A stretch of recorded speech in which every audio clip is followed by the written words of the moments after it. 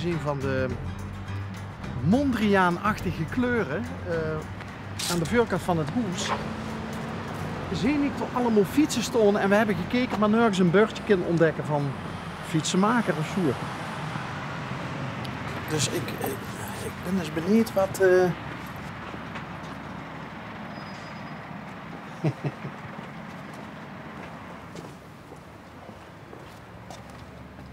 Dit is wel leuk hier.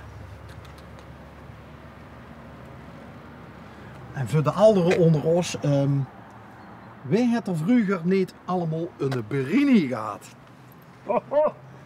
Vriendin achterop.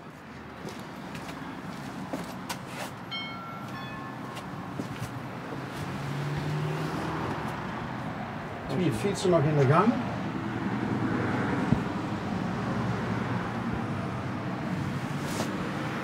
Fietsen aan de moor.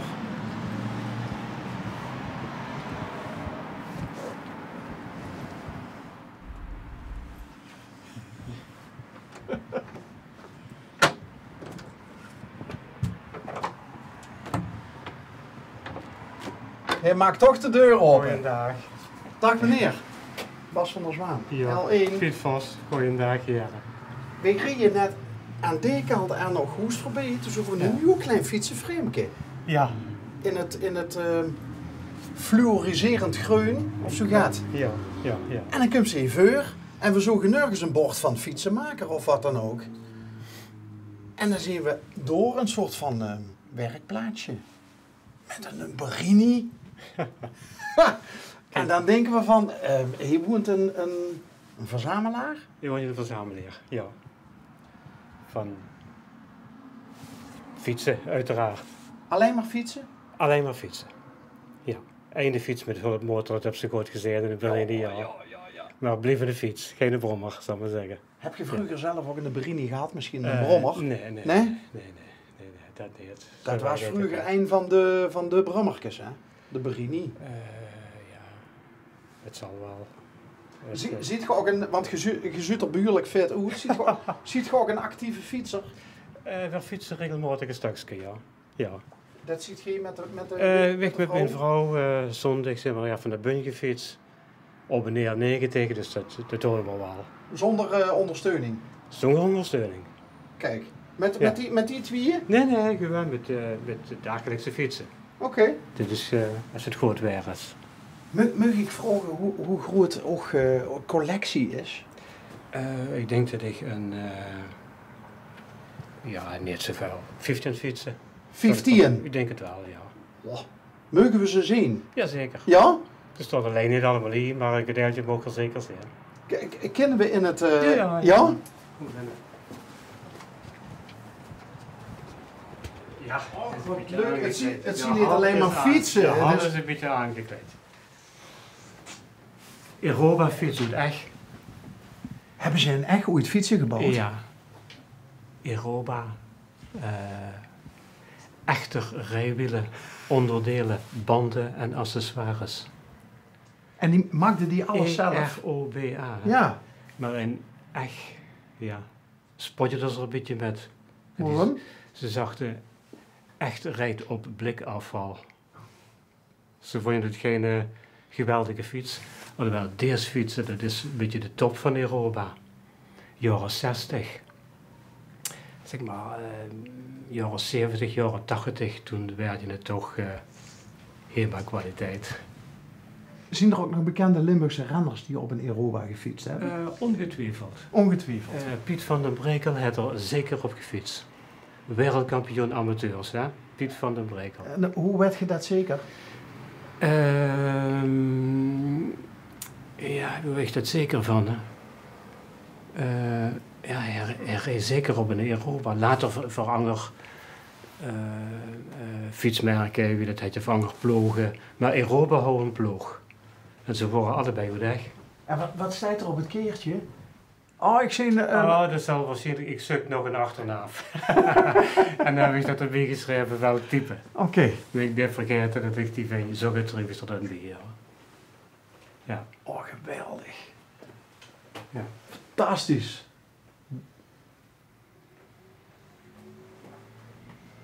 Waar is die Waar is die passie voor rijwielen ontstaan? Ja, ontstangen. Ik geloof dat bij mijn dochter een jaar of 12, 13 was. Toen moest iedereen een oma-fiets hebben. Ja. Die reden allemaal op een oma-fiets. Toen kocht ik op een gegeven moment in Rome een oma-fiets op Sint-Joas.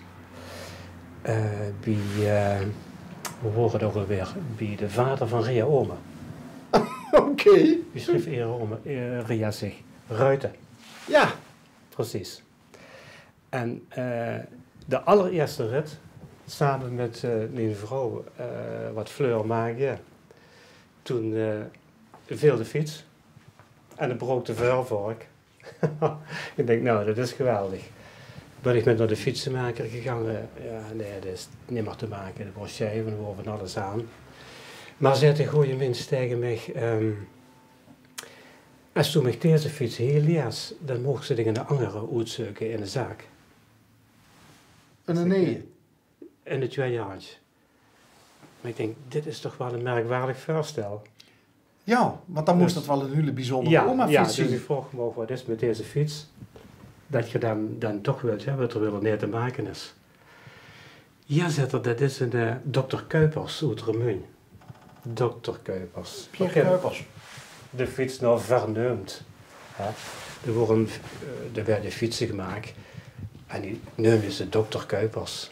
En in Remuin een soort, ik geloof Van Engelen, een hele bekende fietsenmaker. Die verkocht die, de boetje die zelf. En dat wordt niet alleen een Dr. Kuipers zetten, maar dat is een pastoorsfiets. En waar koos ze dat weer aan Ja, zien? dat wordt dadelijk zeggen. Dat een extra versteviging. Want de pastoors worden nogal zwaar in die tijd. Ja, want die auto overal uit de pot mee, hè? En de damesfiets wordt dan een beetje aan de lichte kant. Dus er werden even wat extra's gedaan om de fiets toch een zekere stabiliteit te geven. Heb je toen nog een andere fiets meegenomen? Of, Nee. Ik zeg, deze fiets geef ik hem. Want toen vroeg ze me, wie is er ontstaan? Ik denk, nou ja, als de fietsenmaker hem kan maken, kan ik het waarschijnlijk zelf ook. Kijk. En toen ziet je begonnen met ook het sleutelen aan fietsen? Ja, toen is het begonnen. En dan nog even voor de duidelijkheid, hoeveel jaar geleden praten we dan? Wanneer wordt de dochter 12? Dat is meer dan 25 jaar geleden. Ongeveer 25 jaar geleden. Oh, geweldig. Ja. Dan even, dus voor de pastoersfiets moeten we door naartoe? Hier staan gaat fietsen, onder staan gaat fietsen. Eens kijken of we door met... Of we door met... Ja, maar of we door überhaupt met allemaal in kunnen. Ja. Dit is een Gazelle uit 1924. Met die stanghever. Dat is wel heel apart. Ja, die had alleen een voorrem. Maar hij had ook al achter 3 versnellingen. Dus er wordt heel apart in die tijd dat men in 25 al 3 versnellingen houdt. Achter in de naaf? Achter in de naaf. Ja. Gazelle uit 1916. Dat is deze. Dit is nog wel, ja. Nog meer als die Houten handvaten? Houten handvaten. Sluitje. Oh, kijk wat leuk. Gazelle belken. Damesbellen, voor alle duidelijkheid. Maar in 1916 had je toen al een stuurslot nodig. Ja. Dit is een damesbel. Die klinkt hoger. Hier zit helaas een herenbel op. Die klinkt leger. Dat wist ik gewoon niet in 13 jaar. Dit zijn allemaal van die verschillen die zo'n 24 jaar aan het prutsen was, dan wordt ze steeds wijzer. Maar had het met de ongelijkheid tussen mannen en vrouwen te maken? Of hoe je ze gewoon blind kunnen herkennen of er een vrouw of een man aan kwam? Het is ook wel geen elegant of zo welke. Ja. Dan, dit is een beetje aan de grove kant. Een rally uit 1923, geloof ik. Ja.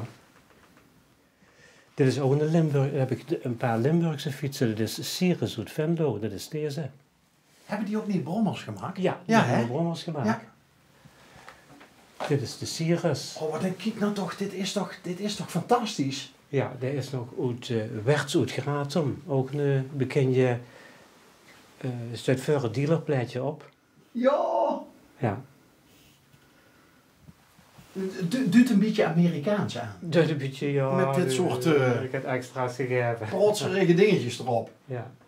Ja, en de fiets ten door achter stiert.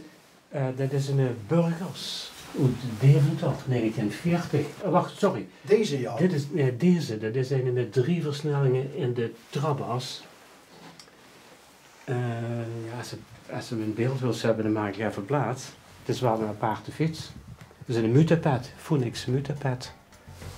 Muntepad? En een mutapad, muteren, dat is dus, ja zeg maar, wijzigen, veranderen. En pad is van pedalen. Pedaal? Door met de pedalen te bewegen, krijgt er een andere versnelling.